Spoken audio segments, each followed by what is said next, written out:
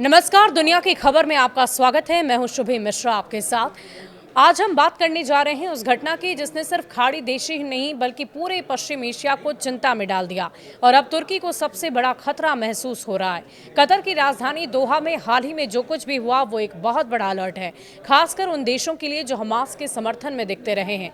Israel ने दोहा में हमला करके साफ कर दिया है कि वो अब किसी भी देश की सीमा या अंतर्राष्ट्रीय कानून की परवाह किए बिना अपने दुश्मनों को कहीं भी मार गिरा सकता है। कतर में हमास नेताओं पर हुआ ये हमला पूरी दुनिया को चौंकाने वाला था और अब इसी वजह से तुर्की को डर सता रहा है कि अगला निशाना शायद वही ना बन जाए। तुर्की के रक्षा मंत्रालय ने भी इस चिंता को खुलकर जाहिर किया है। सबका कहना है कि इजराइल पूरे इलाके को आग में झोंक सकता है। तुर्की और इजराइल के रिश्ते पहले कभी अच्छे हुआ करते थे, लेकिन पिछले कुछ दशकों में गाजा युद्ध और हमास को लेकर दोनों देश के बीच तनाव बहुत ज्यादा बढ़ गया है। तुर्की के राष्ट्रपति एर्दोगन शुरू से ही हमास के समर्थन में रहे। उन्होंने तो इजराइल की तुलना सीधे हिटलर से कर डाली और गाजा में हो रहे हमलों को जनसंहार कहा। कई हमास नेता आज तुर्की में ही रह रहे हैं और ऐसे में अब तुर्की को लगने लगा है कि जिस तरह से दोहे में हमला हुआ वैसा ही कुछ उसके साथ भी हो सकता है।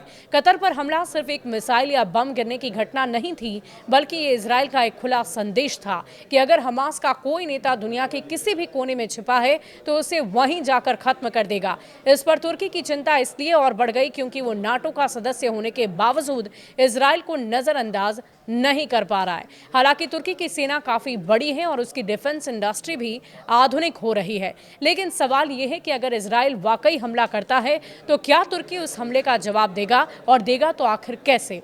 इधर कतर की प्रतिक्रिया भी काफी सख्त नजर आ रही है। कतर के प्रधानमंत्री ने इस हमले के बाद इस्लामिक देशों में मिलकर एकजुटता प्रतिक्रिया देने की अपील की है, लेकिन एक और बड़ा सवाल ये खड़ा होता है कि क्या कतर को हमले की पहले से जानकारी थी।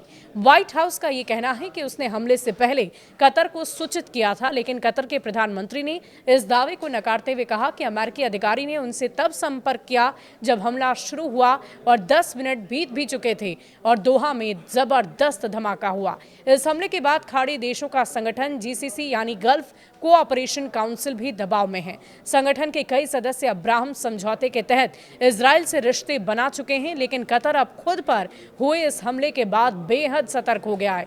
एक और चौंकाने वाली बात यह है कि कतर के पास राफेल और F-16 जैसे आधुनिक फाइटर जेट हैं, साथ ही अमेरिकी एयर डिफेंस सिस्टम भी है। फिर भी कतर ने इजराइल के विमानों को रोकने के लिए कुछ नहीं किया।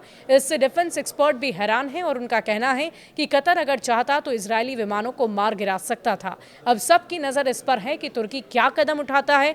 क्या वो सिर्फ बयानबाजी करता रहेगा या फिर अगर इजराइल उसे निशाना बनाता है तो वो पलटवार करेगा। फिलहाल पश्चिम एशिया में हालात बेहद तनावपूर्ण हैं। कतर पर हुआ ये हमला एक संकेत है और शायद तुर्की के लिए चेतावनी भी। आने वाले दिनों में इस क्षेत्र में हालात और भी ज्यादा बिगड़ सकते हैं। आपका इस विषय में क्या कुछ कहना है, कमेंट सेक्शन में लिखकर जरूर बताइएगा। शुक्रिया।